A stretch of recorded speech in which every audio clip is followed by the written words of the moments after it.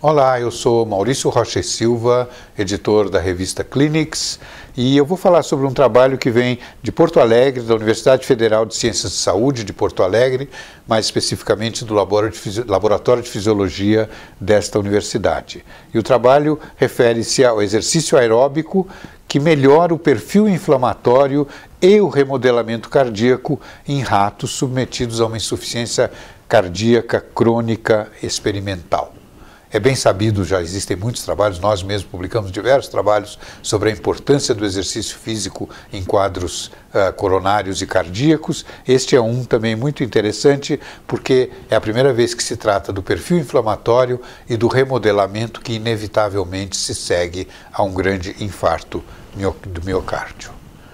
Então o objetivo, como eu disse, foi avaliar o efeito de um período de 8 semanas em exercício aeróbico destes ratos sobre a função cardíaca e o remodelamento cardíaco, bem sobre como os níveis de citocinas inflamatórias neste modelo experimental bem controlado de insuficiência cardíaca crônica que foi realizado em ratos. O método foi o seguinte: eles usaram ratos Wistar que foram submetidos a um infarto miocárdico padronizado ou a uma cirurgia sham. 4 semanas depois, os ratos que participaram desse projeto sofrendo a cirurgia de infarto miocárdio apresentavam-se nitidamente com uma insuficiência cardíaca crônica. Esses animais foram divididos em 4 grupos, 2 grupos com insuficiência crônica que foram treinados, e um grupo de insuficiência cardíaca crônica que permaneceu sedentário. E os ratos sham, isto é, que não apenas sofreram a cirurgia, mas não o infarto, foram divididos também num grupo de treinados e num grupo sedentário. E o treinamento consistiu em submeter durante 4 semanas, após 4 semanas, os animais treinados foram submetidos a treinamento aeróbico. Isto é, eles foram colocados em esteira por 50 minutos por dia, 5 vezes por semana, durante 8 semanas. Ao fim dessas 8 semanas, eles foram estudados para se registrarem variáveis hemodinâmicas, o remodelamento cardíaco e amostras de sangue. A hipertrofia foi avaliada usando o peso do ventrículo esquerdo em relação ao peso de massa corporal total, e foi também avaliada a fração de colágeno, reveladora da presença de fibrose cicatricial nesses animais. Os resultados: primeiro, os parâmetros cardiovasculares. Em primeiro lugar, os ratos submetidos a infarto agudo do miocárdio e com ICC, com insuficiência cardíaca congestiva, tiveram tamanho e área de infarto igual nos ratos treinados e sedentários. Portanto, eles partiram do mesmo nível de insuficiência cardíaca e de lesão miocárdica. A hipertrofia ventricular esquerda e a congestão pulmonar e hepática foram maiores nos ratos com insuficiência cardíaca que ficaram sedentários do que nos outros 3 grupos. Portanto, a falta de exercício produziu mais hipertrofia ventricular, mais congestão pulmonar e mais congestão hepática, sinais nítidos de dano miocárdico maior. A pressão diastólica final do ventrículo esquerdo foi medida, e o que se observou é que essa pressão diastólica final era maior de todos nos ratos cardíacos sedentários, seguidos dos ratos cardíacos treinados, e esses tinham níveis muito maiores de pressão diastólica final do que os controles treinados ou do que os controles sedentários, que eram iguais. O que é importante nisso é a pressão diastólica final do ventrículo esquerdo é uma medida de complacência muscular do ventrículo. Quanto melhor a complacência ventricular, melhor o ventrículo se enche durante a diástole e melhor é a sua função. Portanto, é claro, a insuficiência cardíaca produziu uma perda de complacência cardíaca. Isto é um fato bem conhecido. O que é interessante aqui é que os ratos sedentários tinham menos complacência, portanto, pior função miocárdica do que os treinados. A função DPDT máxima e menos DPDT máxima foram medidas. A função diferencial de pressão sobre diferencial de tempo é uma medida da velocidade de contração e, portanto, uma medida de qualidade de musculatura cardíaca.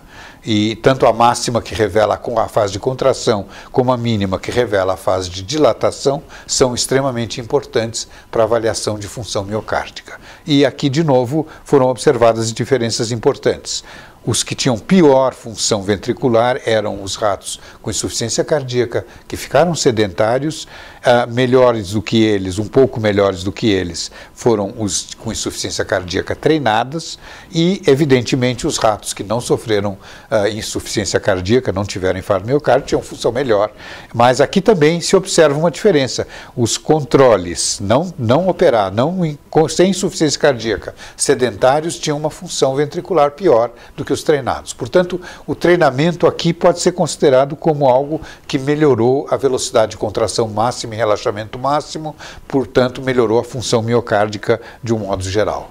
E a última medida, que é a deposição de colágeno, que é uma medida de intensidade de cicatrização, portanto, de intensidade do dano miocárdico, apenas se apresentou elevada nos ratos com ICC sedentária. Citocinas inflamatórias. Primeiro a interleucina 10, que é o gráfico à esquerda, vou mostrar aqui para vocês, onde o que nós vemos aqui? A interleucina 10, a IL-10, ela inibe macrófagos ativados, inibe a produção de fator de necrose tumoral, TNF, pelos macrófagos ativados. E esta interleucina mostra que o treinamento produziu níveis mais elevados de interleucina 10, que é anti-inflamatória, do que os ratos com insuficiência cardíaca e mesmo do que os ratos não submetidos à insuficiência cardíaca que ficaram sedentários. Ou seja, aqui o treinamento diferencia em relação à expressão de uma interleucina anti-inflamatória. Consequentemente, é claro, houve uma redução da produção nesses mesmos animais da presença de TNF-alfa, não é? Que é o fator de necrose tumoral, consequência do aumento da interleucina 10. Vocês veem? Sobe a interleucina 10, cai o TNF, que é pró-inflamatório. E aqui vocês veem a interleucina inflamatória IL-6, que é secretada independentemente, e o que é importante aqui notar é que apenas os ratos com insuficiência cardíaca e sedentários apresentaram um nível significativamente mais alto dessa interleucina inflamatória do que todos os outros 3 grupos que têm níveis relativamente equivalentes. Conclusões desse trabalho. Então nós temos aqui um modelo controlado de insuficiência cardíaca crônica provocada por um infarto agudo de miocárdio padronizado. E o que aconteceu? O exercício físico numa esteira por 8 semanas atenuou os efeitos cardiovasculares resultantes da insuficiência cardíaca congestiva. Isso é uma informação importante para o pós-operatório de pacientes que sofreram um infarto do miocárdio. Paralelamente, também se observou que o treinamento induziu secreção de citocina anti-inflamatória IL-10, com consequente inibição da presença das citocinas pró-inflamatórias TNF-alfa e IL-6. Portanto, eles concluem, logicamente, que deve ter havido inibição da ativação de macrófagos em virtude da alta secreção de interleucina 10.